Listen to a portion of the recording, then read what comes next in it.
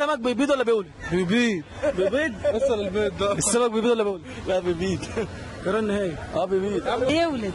بيولد؟ الله عليك. عرفتها ازاي دي؟ سمعت الناس بيقولوا لك. سمعت الناس بيقولوا لي؟ انت سمعت الناس بيقولوا قلتها وخلاص. انا قلتها زيهم وخلاص. يعني هو بيولد. بيولد. ايه السؤال الحلو ده؟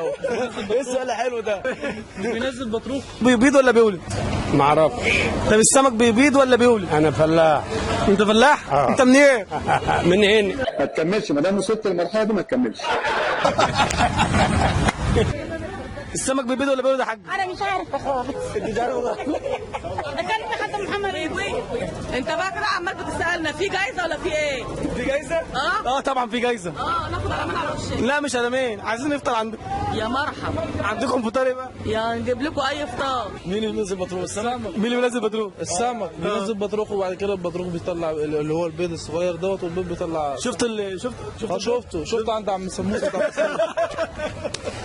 بعد سنتين راح اشتري سمكه مشويه قد كده اهو.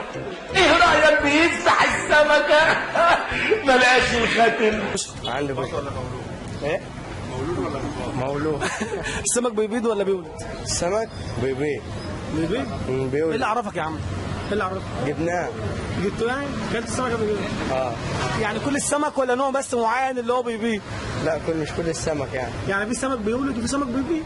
صح؟ لا ايه بقى؟ كل السمك بيبيض. بيولد. انت حيرتني. لا بيولد. تمام. صباح الفل.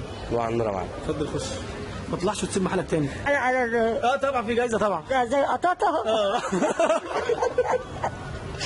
السمك بيبيض ولا بيولد؟ نهاركم ابيض. السمك بيبيض ولا بيولد؟ لا بيولد. بيولد؟ بيولد كام سمكه؟ يولد 50. 50 سمكه؟ 50 سمكه؟ نارك يا ماما. السمك بيبيض ولا بيولد؟ لا بيبيض. متأكد؟ طبعا. عرفتها ازاي؟ الكاليماري اللي احنا بناكله ده بناكله منين؟ الكاليماري والحاجات البطروخ بقى. البطروخ الحاجات دي بتيجي منين يعني؟ شايك ده؟ اتفضل. شويه. ماشي. هات سكر كتير قوي. مش انا اللي عامل.